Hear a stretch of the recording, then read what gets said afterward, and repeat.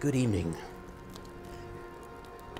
We here at Piano Man Pictures recently recorded an episode of Totol Recal. Some would say what happened that night was terrifying. Some would say that it got out of hand. You see, for that night, we attempted to uncover the buried secrets of one M Night Shyamalan.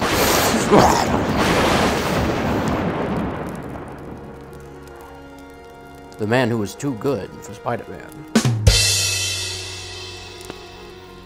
And now tonight, I bring you the first part of a 5-part series. In this first episode,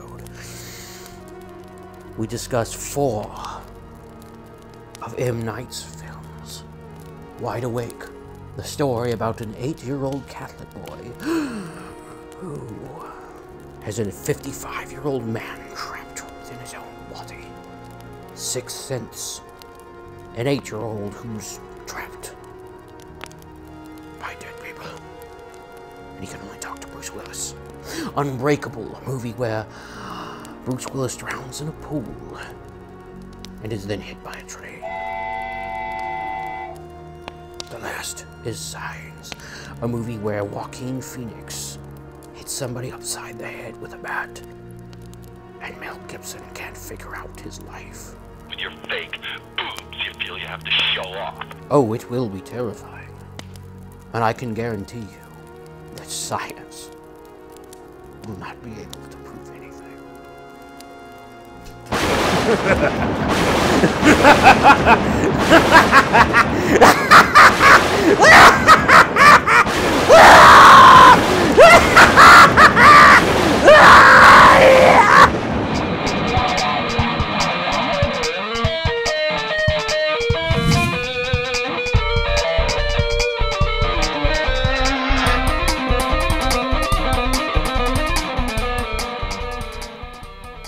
Why are you looking at me?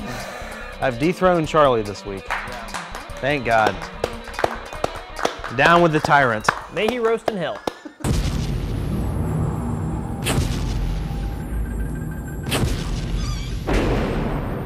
Baby, why are you shaking? Cole, what's wrong? Did you ever talk to your mom about how things are? I don't tell her things. Why not? Because she doesn't look at me like everybody else, and I don't want her to. I don't want her to know. Know what? I see dead people. Tell me about Sixth Sense. Sixth Sense was an international hit, starring Bruce Willis in his hairpiece. It catapulted Haley Joel Osment to being in Sixth Sense. And it made like $600 million worldwide, and it was a gigantic hit. And I loved it. I loved it the first time. I loved it every other time I watched it after that. I felt like there was always something new you could glean from Sixth Sense. It's about a kid who sees dead people, and Bruce Willis is dead the whole time. Whoa! Yeah, what do you guys think about Sixth Sense, Eric? I remember it being like pretty heavy for that little kid. Yeah, I remember it was freaky that his handprints were there after all the cabinets were open. Yeah. And that thing in the like little attic cupboard was scary for him. And then seeing the dead hanging bodies was scary for that kid. Man,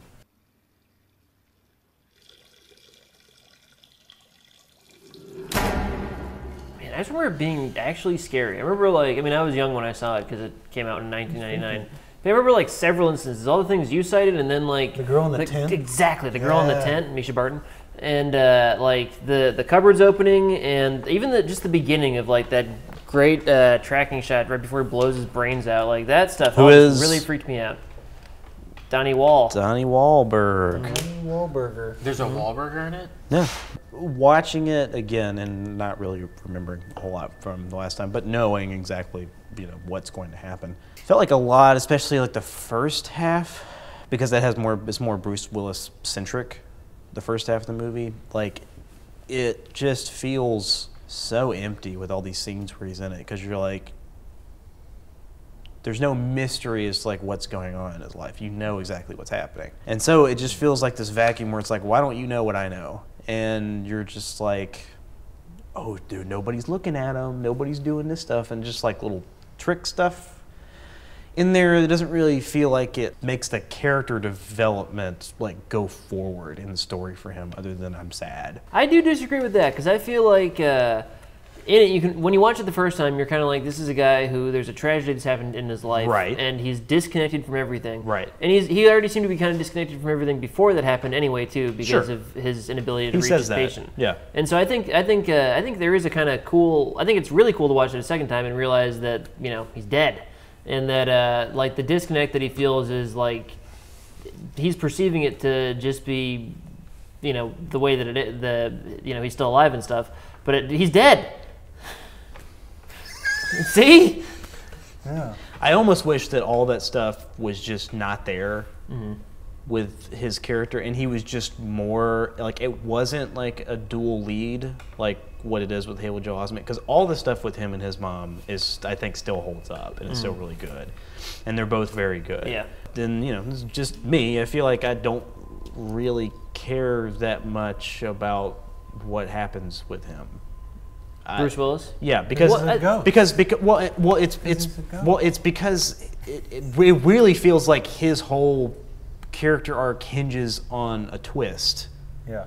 And so then it really is about faith and angels and all this stuff, because then he's trying to like redeem himself, which is like a classic like angel ghost story thing of like, well, so he can ascend up to heaven and be an angel kind of thing or whatever. But you could look at it another way, in that he whites out at the end.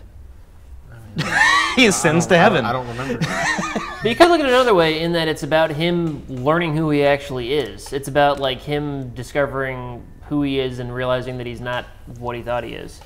But to me, I feel like his part isn't as strong as Haley Joel Osment's part, and you could, instead of like cutting the character development in half, you could have just developed Haley Joel Osment's stuff, kept Bruce Willis as a side character that could still have the little twist thing at the end, because who gives a shit? But then people wouldn't be talking about it then, I don't think.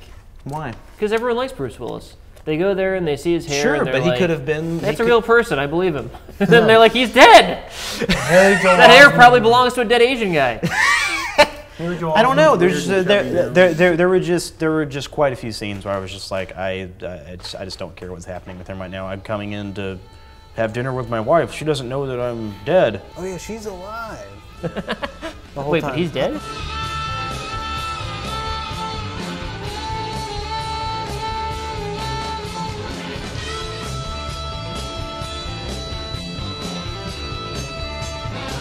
He, I guess, jumps time in between the moments we see him, because that would be the only way he wouldn't know that he was dead, right?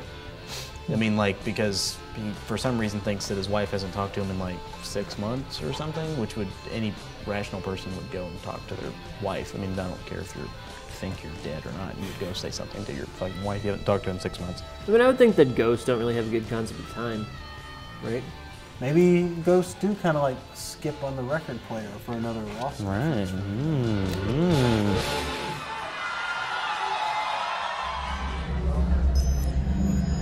I'm gonna ask you some questions. Where were you sitting on the train? Against the window.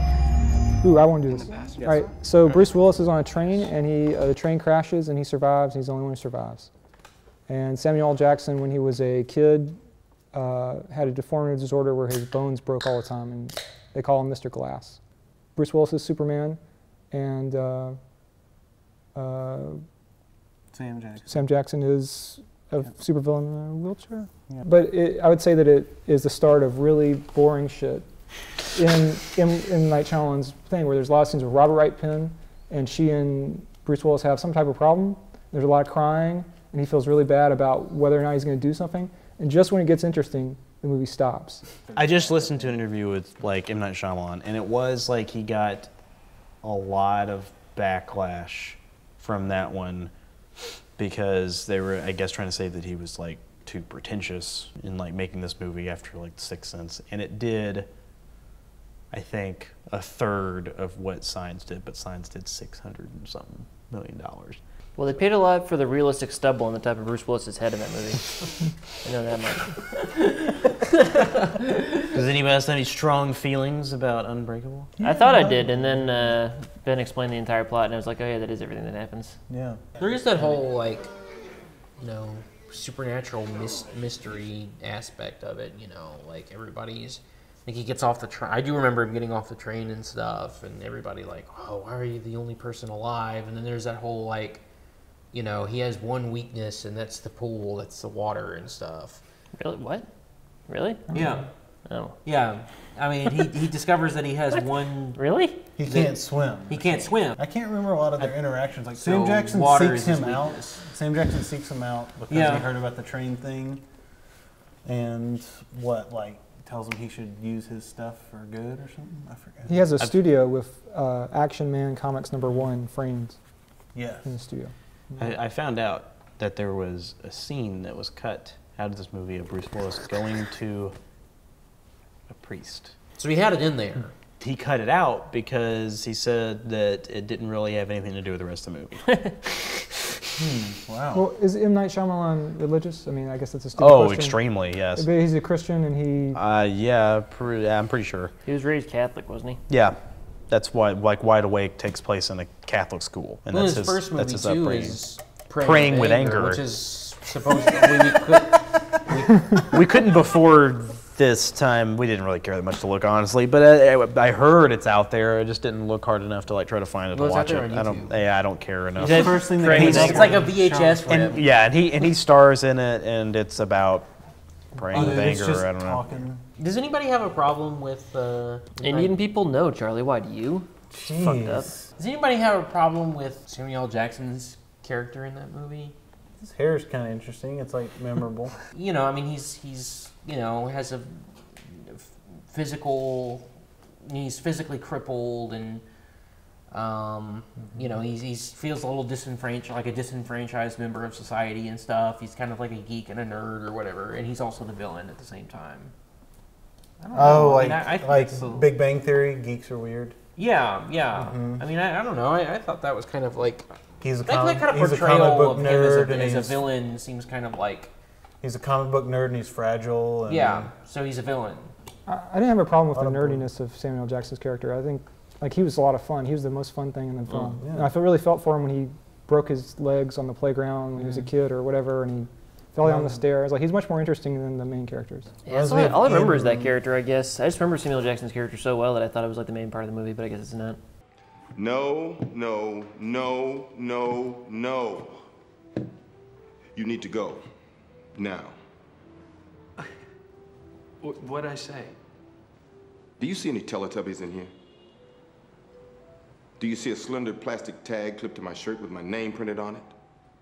Did you see a little Asian child with a blank expression sitting outside in a mechanical helicopter that shakes when you put quarters in it? No? Well, that's what you see at a toy store. And you must think you're in a toy store because you're here shopping for an infant named Jeb. But see, I think that's what I'm saying about Sixth Sense. I don't think people remember how much Bruce Willis by himself there is in that movie. And it's like, the interesting part is Haley Joel Osment. And it's like, especially like, once it starts it's almost like a giveaway. once it starts to shift focus away from Bruce Willis, who is the focus of the first part of the movie, that's where the movie gets more interesting. Well, eventually they do just kind of go away from him, and like there are 10-minute stretches where he's not in the movie. Oh, those are great parts. When he's at that fucking party, when he's at that kid's party, such a good movie. Do you think that's an issue that he has with all of his movies? Like That's why I'm bringing it up. Yeah, he doesn't know what character to follow. Well, even just skip ahead. I don't know. After Earth, Right? Like, I don't know what character's interesting. That's why there's no interesting characters in After Earth. But it's such a cool concept, but yeah.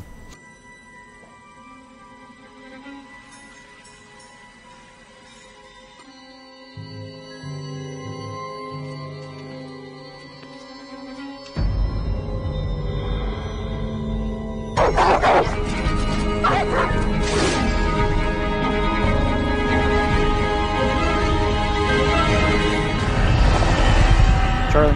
Yeah. You saw Signs. Yeah. Tell me about Signs. What happened in it? Just brief rundown. Man, I've seen Signs several times, and I don't know, man. It's a mystery. You know, I mean, nobody can prove anything.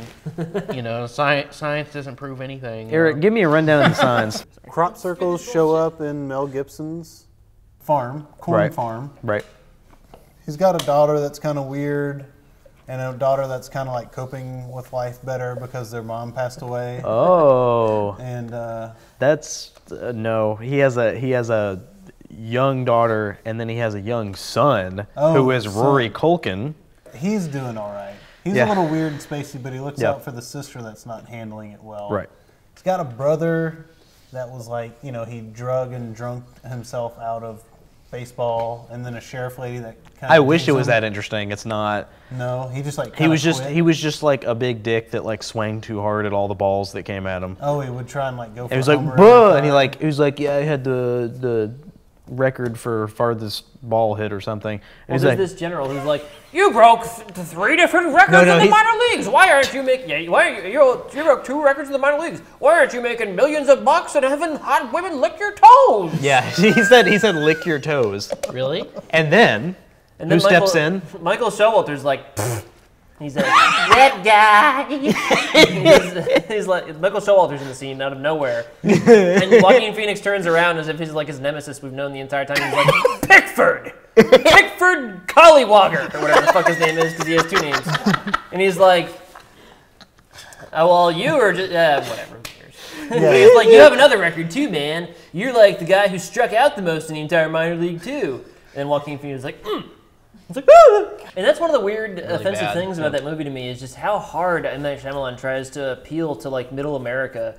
Oh yeah, in that movie, yeah. He's swinging away at that. Oh yeah, because I remember like we were talking about this before. He's a preacher. The main right. Mel Gibson's a preacher because his wife lost his faith, and who made him lose his faith?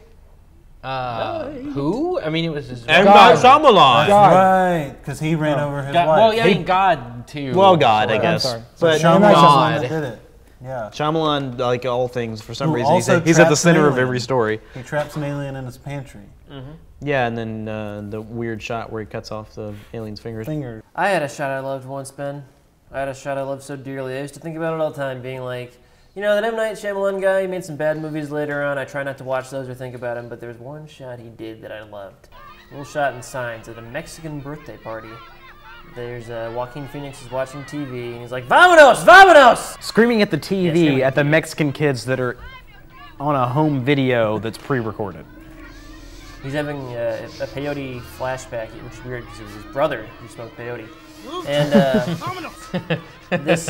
there's this shot, like you said, we're looking at it for a little while, and then this fucking alien walks through the bushes, and, like walks across, and it's like, holy shit, fucking incredible, because it's not like a jump out, it's like, it walks He just through. walks by. What is this movie actually about? What is Signs about? Faith. Yeah. They say believe a lot. What all of M Night Shyamalan's movies are about, which is really? faith. Oh yeah? They're all about faith? They're all about faith, and they're all about, you know, the struggle to find Jesus. Where are you seeing that anywhere in Wide Awake, Charlie? We're going to Wide Awake. We're going back to Wide Awake, the first Hollywood movie by M Night Shyamalan. Remember grade school? When you had your best teacher, met your best friend, What do you think about her? She's okay. pulled off your greatest pranks, faced your first bully, Can't. Why? felt your first loss, and found your first love. She's hot. I think I'm having a biological reaction. Remember what it's like to experience life for the first time. Rosie O'Donnell, Dennis Leary, and Dana Delaney. That's not funny. Is that Okay, so it's Wide about this Awake. boy's grandfather dying, and he's 10 years old. Who's Robert Loggia. Robert Loggia. Robert Loggia's grandfather who dies. So the boy's 10 years old. His grandfather's died, but he goes through memories of his grandfather throughout the entire movie, and I guess those are kind of set up by chapters because the movie's kind of split up by chapters. Like it'll say chapter 1, what does it say? I don't remember. All I remember is that the winter. It's like winter, Gordy. the questions or something. Yeah, it's like questions. The best part is chapter 2, which is the middle of the movie, where it says Signs. Yeah, it says Signs. So yeah, the boy is in a private all-boys Catholic school. Man, like his grandfather dies, so he goes on a quest to try to find God. He's in 5th grade. And did you say his name was Naboy? His name's Joshua. Joshua. Yeah. Same as Troll 2. His name's Joshua. He's obsessed with his grandfather dying. And the town is Goblin spelled backwards. Is it? Sure. Philadelphia. Yeah, so I mean, this kid he talks like he's 40 years old. Right.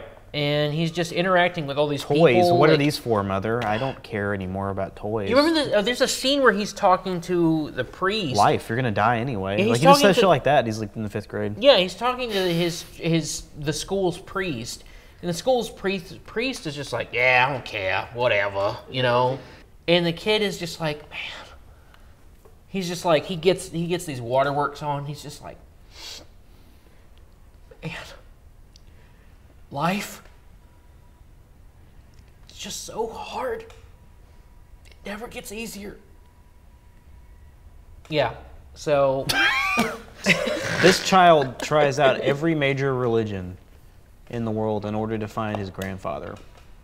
10 years old. This is his most obvious. He's trying to get his friends to meditate. Movie, yeah. I mean, like this is his most obvious movie. Was it like a playful montage of all the religions? No, it's a trudging through the whole movie, dealing with all this dumb shit. Yeah, there's a lot of weird things that happen. Well, not weird, but there's a lot of things that happen too. Like something happens, and you're just like, oh, this bad thing happened, and now I've lost my religion. All of that, and then something good happened, and then I've gained it back, and then something lost. Well, it's a steady progression of him losing his religion to the point where he doesn't give a shit anymore. And then for some reason, everything's backloaded at the end where all this terrible shit happens to like his friends. Like his friend has a seizure and like spazzes out. Yeah, he spazzes out and fucks his like face up and all this shit, or something's like blood everywhere. Like all this terrible shit happens to him. And then for some reason, what is the reason why at the end he's like, maybe God does exist? Because I really can't remember. It's obvious that M. Night thought that he was like well beyond his years when he's in the 5th grade, and this is him making his like autobiography of like, oh, I'm very worldly and did all these religions and stuff when I was whatever the fuck 10. This is his way of dealing with it. But his grandfather is trying to teach him this lesson about life and stuff, and which I found really super ridiculous. But it's just like they're walking around in the snow, and the kid's just like, doesn't he say something like, I don't want you to die? Or yeah, he says that to his grandfather's face. And he's just like, I don't know. I think I feel you, fuck. I don't want to fucking die either, you dumb shit. Yeah. You don't gotta find a Hindu or fucking Buddha or whatever to find out I don't want to die. I wish I could steal your youth and put it in me. That would be fine with that. Wait, give me your heart. He says he's trying to make a point about life, his grandfather and stuff, and he's just like, where do you think that snow comes from? And the kid's just like, well, he's just like, no, he's just like, well, the science teacher was saying there's condensation in the cloud, and the water comes down from the skies and the clouds and stuff. Isn't snow frozen water vapor and falls to the earth in soft, white, crystalline flakes? Where'd you learn that? Earth science class. Well, you're right. But there's more. No, much more. And in a roundabout way, he says, you know, God made that fall. And, you know, they have their way of saying it. But, you know, that's not the real way. Or something like that. I don't know. But us idiots, we got our own way. Faith. Everything's just about believing in God and everything will work itself out. And after Earth, he tried to get abstract and say, like, no fear. Right.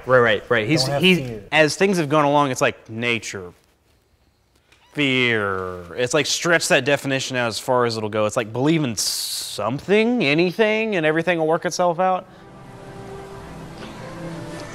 I am a little scared. I'm a little scared too.